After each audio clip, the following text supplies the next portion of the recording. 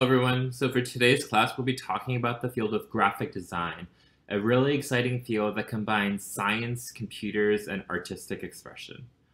To get started, we'll watch a video of how graphic design plays a role in your everyday life. These companies all have something in common. What could it be? Besides all being fast food chains, they all use the color red. And it's not a coincidence.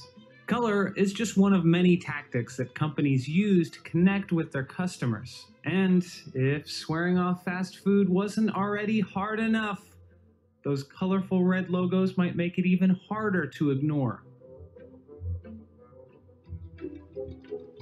The average human can see 10 million colors, but red is special. Turns out, it was one of the first colors our ancient ancestors thought important enough to name. Back before alphabets and writing, early human languages were surprisingly uncolorful. There were words for black and white and red, but that's about it. In fact, blue didn't even show up until thousands of years later. As a result, we tend to have a deeper connection to red than any other color on the spectrum. And we react to it in certain ways that actually play to the advantage of fast food companies. Researchers have found that red can evoke a sense of urgency. It also has the innate ability to whet our appetites.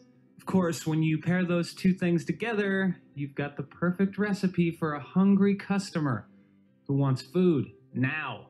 So that red logo isn't just a welcoming sign, it's a sly seduction for your brain. Now, it's unclear why red makes us feel this way, but perhaps it has something to do with where the word comes from. Many ancient languages first named red after their word for blood. For example, red in Hebrew looks like this, and it's pronounced Adom, while blood looks like this, and is pronounced Dam. But red's bloody beginning has transformed over millennia. During medieval times, for example, red was worn by royals as a status symbol. And today, brides in many parts of India are married in a red dress. In fact, red is one of the few colors today that cultures all over the world tend to view positively. And it's no wonder that companies dedicate so much thought to their logos. After all, we're a visual species. Despite having 5 senses, 80% of all the information our brains process on a daily basis comes straight from our eyes. And according to marketing company WebPageFX, nearly 85% of consumers say the main reason they chose one product over the other is color. And another 80% said that colors are what give brands that memorable stamp of recognition. Just think of what McDonald's would look like in blue, green, or pink. God, it's just not the same. So what do you think? Should fast food companies give up red? Did you like what McDonald's looked like in pink? Let us know in the comments. So what is graphic design? According to the US Bureau of Labor Statistics, graphic designers create visual concepts using computer software or by hand to communicate ideas that inspire, inform, and captivate consumers.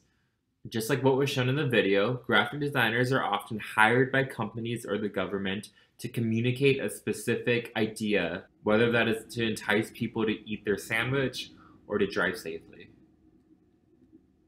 So in terms of where they work, graphic designers generally work in studios where they have access to equipment such as drafting tables, computers, and software. Although many graphic designers work independently, those who work for specialized graphic design firms are often part of a design team. Many graphic designers collaborate with colleagues or work with clients on projects. As you can see in the chart, around 21% of graphic designers are self-employed, with 10% working in specialized services, 8% in advertising, 7% in print, 5% working for a newspaper or publishing company, and 29% working in some other niche. Because of this wide variation of what the work environment looks like for graphic designers, their schedules vary depending on workloads and deadlines.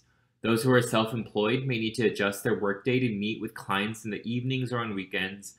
In addition, they may spend some time looking for new projects or competing with other designers for contracts. Graphic design is an interesting field compared to the other careers that you've learned about in this class because there are many opportunities to work in graphic design as a hobby in addition to working at it as your full-time job. You're often in charge of how much you want to work since the plurality of graphic designers are self-employed. So at the beginning, we watched a video about how many companies use graphic designers to promote their products or their services. Now let's watch a quick video on the important role graphic designers play in ensuring that you're able to safely see the signs that you pass by every day on the street. So, you're planning a road trip across the United States. Well, you'll definitely need this, and this, and maybe this. You might see this, or even this, but mostly, you'll see a lot of these. These signs tell you where to go, or where you are, but most of them have something else in common. They're typeface. Highway Gothic is carefully composed to guide you to your destination, without distracting you. But for the past decade, another typeface has been trying to take its place.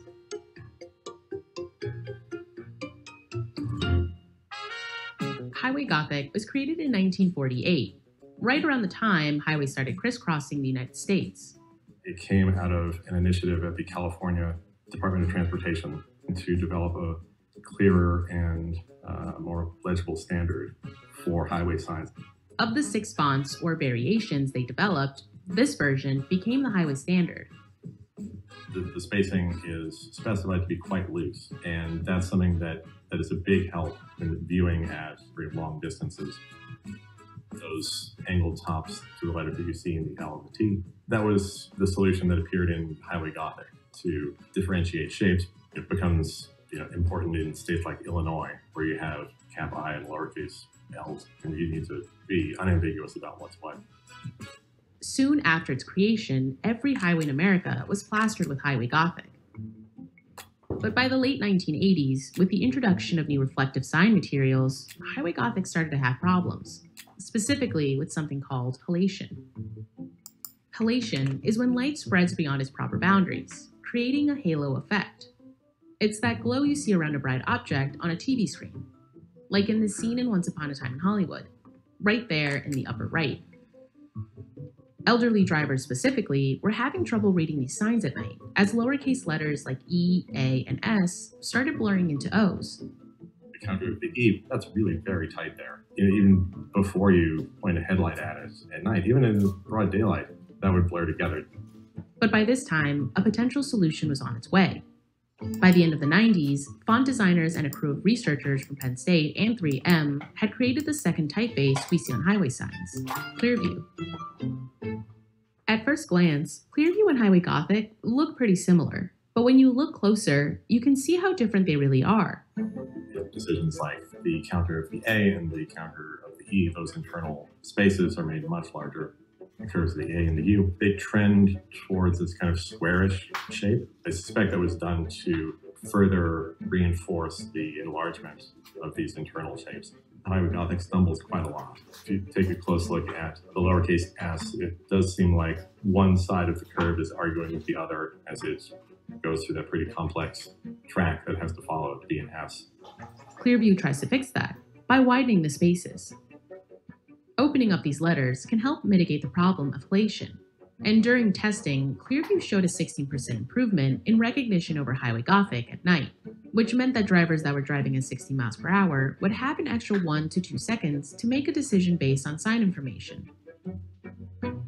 In 2004, the Federal Highway Administration granted interim approval for Clearview to be used on an optional basis, mostly when old signs needed to be replaced. Around 30 states adopted Clearview in some form.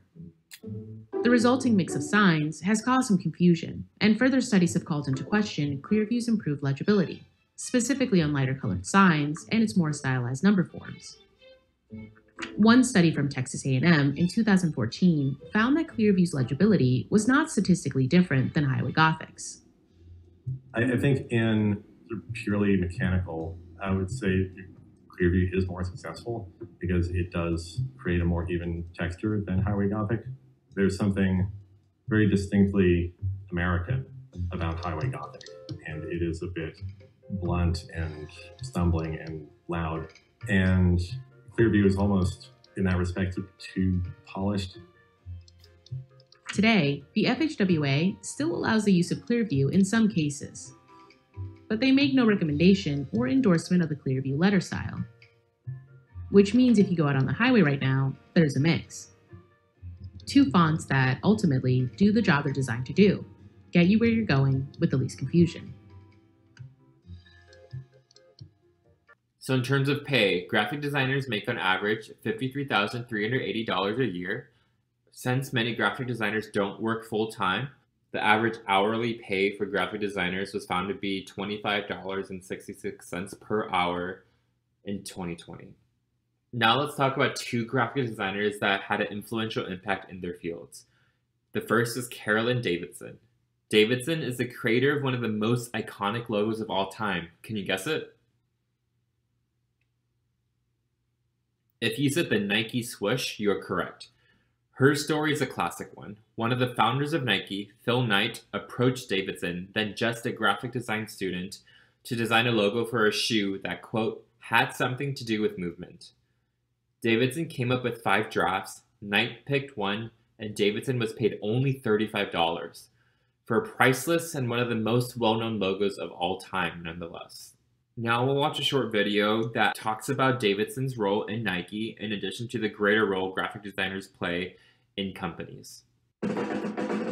This is Michael Beirut. I'm Michael Beirut. I'm a graphic designer. You might be familiar with his work. But interestingly, he thinks that logos are just kind of overrated. I am actually often very ambivalent about them. Let's back out a second. What is a logo? Basically the face of a company.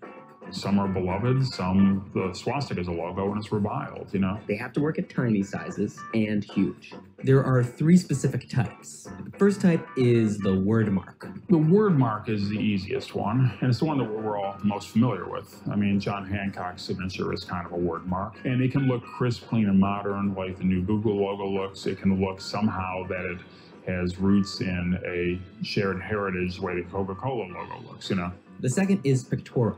Pictorial logos often function as a kind of rebus. You know, it's a picture and you say what's in the picture and it sort of is identifying the name of the company, sometimes directly like Target, sometimes more indirectly like Lacoste. The third kind is kind of the holy grail, abstract iconography. It's everyone's favorite kind of category because it just seems almost like magic, you know. As a designer, people come to me and they'll say, oh, I want like something like the Nike Swoosh. They think that the Nike Swoosh was the Nike Swoosh the day it was drawn, but it was nothing the day it was drawn. The company that birthed Nike commissioned a design student named Carolyn to draw some ideas, and the Nike founders didn't really like them. They sort of said, oh, let's use that one. It wasn't like an overnight success. And then they started putting on designs of shoes. The shoes were good. And then the genius of Nike's marketing apparatus made us further associate that product not merely with performance athletic gear, but with the very idea of athletic achievement itself. And that's how over a long time, a little mark means something big. That's exactly how religious symbols work. It's obviously not just anything inherent in these shapes, but it's about what those shapes have come to represent in the minds of the people who are looking at them. But there's a 4th type of logo that goes beyond these 3 types and can use elements of each of them. The logo system, a graphical framework that can have endless permutations. The first gigantically popular example of the logo system would be MTV. But Google's daily doodles are another great example of the logo system, a familiar mark that can also point to other ideas and issues. This approach all has to do with technological change. It used to be if a company was doing a logo, there'd be this military operation by which it would be inscribed on all their equipment and on their airplanes and their retail facilities, and gold pins and cufflinks would be made for the executive suite and put on spittoons and ashtrays and the top of the skyscraper in which they dwell and on everyone's business card, right? Nowadays, none of that's as important as an email signature or your Twitter avatar or the little thing that sits next to your URL. And those things are much more ubiquitous and they can be changed at the drop of a hat. Beirut used this system approach for his Hillary Clinton logo. We wanted to have a mark reflect the electorate and reflect the issues. Those simple forms that comprise the H with the arrow in it are actually designed to hold not just two colors, say red and blue, but any colors you want. The use of logo systems seems to be continually on the upswing now, probably because it allows the brand using it to expand the conversation beyond its own name. The logo kind of reminds people that that's what our priority is today. But at the end of the day, regardless of the shape, style, or system, it might not matter what your logo is. It really is about thinking of these symbols as being empty vessels in a way, and then you pour the meaning into them. So what's this all add up to? Basically, those fights people get in about new logos are pretty misguided. They think they're judging a diving competition, but actually all these organizations are in swimming competitions. It's not what kind of splash you make when you hit the water, it's how long you keep your head above that water. Logos need to have a long life, not win points in a discussion. 12 years after the birth of that Nike logo, Nike came back to that graphic design student, Carolyn, with a gift. A Nike ring with her own trademark on it, the swoosh. Thank you very much. It's beautiful. And an undisclosed amount of Nike stock. Wow. In 1973, when it was designed, her pay was $35. The next graphic designer we'll talk about is Ruth Ansel. Miss Ansel is an American graphic designer who became one of the 2 art directors of Harper's Bazaar, a fashion magazine, and the first female art director of the New York Times Magazine, House and Garden, Vanity Fair, and Vogue, all in one lifetime.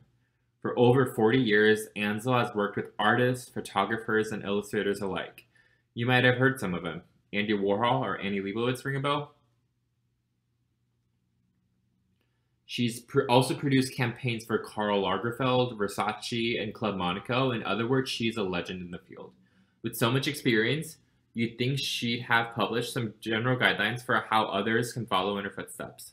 The closest thing we get is from an interview in which she discussed the 4 rules she always follows when designing magazine layouts: provoke, inform, entertain, and inspire. Now that we've discussed what it means to be a graphic designer, what do you have to do starting now to become one? We'll go over key actions you can start taking this year to begin your journey in potentially designing one of the greatest logos of all time. Art and use of computers is essential for graphic designers. Because of this, high school students interested in graphic design should take basic art and design courses, if available. Many bachelor's degree programs require students to complete a year of basic art and design courses before being admitted to a formal degree program. Some schools require applicants to submit sketches and other examples of their artistic ability, which is called a portfolio. If you're interested in a career in graphic design, consider asking your high school art teacher about how to construct a competitive portfolio that you can use for college admissions. In college, a bachelor's degree in graphic design or a related field is generally required. However, people who have a bachelor's degree in another field may complete technical training in graphic design to meet most hiring qualifications. The National Association of Schools of Art and Design accredits more than 360 post-secondary colleges, universities, and independent institutes with programs in art and design. Most programs include courses in studio art, principles of design, computerized design, commercial graphics production, printing techniques, and website design. In addition, students should consider courses in writing, marketing, and business, all of which are useful in helping designers work effectively on project teams. Many programs provide students with the opportunity to build a portfolio, a collection of completed works that demonstrates an artist's style and abilities. For many artists, including graphic designers, developing a portfolio is essential because employers rely on portfolios in making hiring decisions. Here are a few schools in Texas that are known for their design or art programs. Graphic designers often gain experience through internships, which they may undertake while enrolled in a design program. Internships allow aspiring graphic designers to work with designers and to experience the design process from concept to completion. Graduate school is generally not required for graphic designers. However, there are other opportunities for licensing, certifications, and registrations. Certification programs are generally available through software product vendors, such as InDesign and Photoshop. Certification in graphic design software demonstrates competence and may provide job seekers with a competitive advantage. For our short activity, we'll be designing a logo using an online program based on either your initials or your name. please go to this website on any web browser. And once you're there, you'll see a page that looks like this. And we can go ahead and get started on creating a logo for your new company with your name or your initials. So my company name will be my initials, which is HL. So let's make a logo. So let's say that I want to make a fast food restaurant with my name. So I'm going to type restaurant, click on fast food and continue. I'm going to look for any logos that I really like. So I really like this one. I like how this one looks. And I also like how this one looks. So it gives the computer program an idea of similar logos that I would be looking for. Let's look for some colors that I might be interested in. We learned in our lesson that a lot of food companies choose red since they found that red is a color that people associate with food and hunger. Let's say that I also really like teal and I also really like purple. And for a slogan, I'll do yum in my tum.